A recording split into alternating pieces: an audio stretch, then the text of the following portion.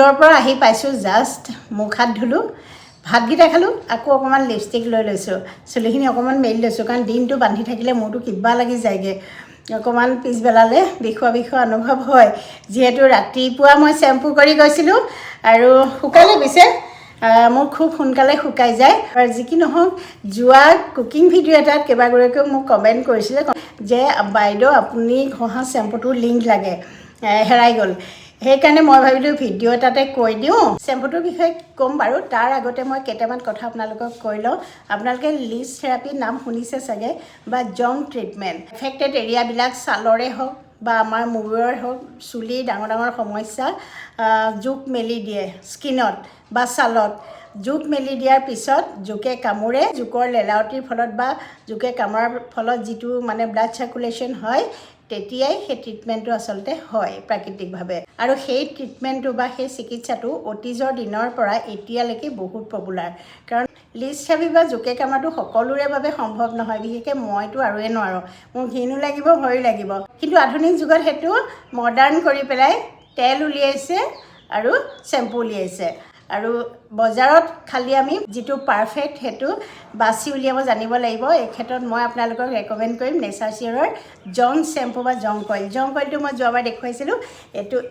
সেইটো ভিডিঅ'তে সুধিছিলে দেই শ্বেম্পুটো দেখুৱাব বাইদেউ এইটো নেচাৰচিয়ৰ জং শ্বেম্পু আমাৰো যদি ছাল আৰু চুলিৰ ডাঙৰ ডাঙৰ সমস্যা আছে বিশেষকৈ চুলিৰ কিছুমান ডাঙৰ সমস্যা হৈছে চুলি সৰা বা গজা সেইটোতো সামান্য সমস্যা বুলিয়ে ধৰি ল'ব নোৱাৰি কাৰণ কিছু লোকৰ একেবাৰে তপা হৈ যায় তাৰোপৰি ঠাণ্ডা দিনত চুলি আৰু সমস্যাই দেখা দিয়ে খুব শুকান হোৱাৰ বাবে চুলিখিনি আমাৰ একদম ড্ৰাই হৈ যায় ড্ৰাই হোৱাৰ পিছত ফাটিবলৈ লয় আৰু চুলি সৰে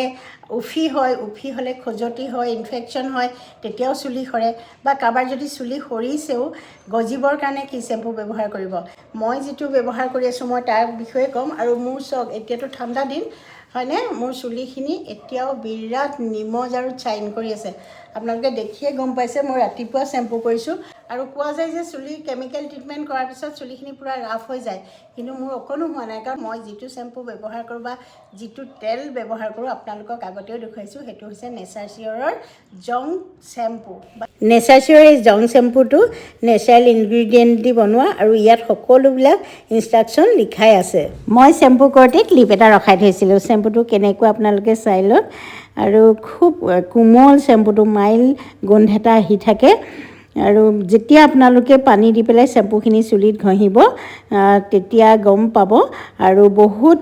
ফেনে ৰৈ নাযায় কিন্তু চুলিখিনি খুব ধুনীয়া চাফা হয় আৰু কৰাৰ লগে লগে গম পাব চুলিৰ ৰুক্ষতাটো নাইকিয়া হৈ যায় চাইনি আৰু চিল্কি হৈ যায় আপোনালোকে যদি কিনো বুলি ভাবে তেতিয়াহ'লে মই ডেছক্ৰিপশ্যনত লিংক দি থ'ম ফেচবুকত চাইছে যদি কমেণ্টত পাব তেওঁলোকৰ নিজৰ এটা ৱেবছাইট আছে তাতো কিনিব পাৰিব মেছো পাৰ্পল এমেজন ফ্লিপকাৰ্ট সকলোতে পাব এভেইলেবল আছে ঠিক আছে আজিলৈ আহোঁ পুনৰ লগ পাম এটা নতুন ভিডিঅ'ৰ যোগেৰে বাই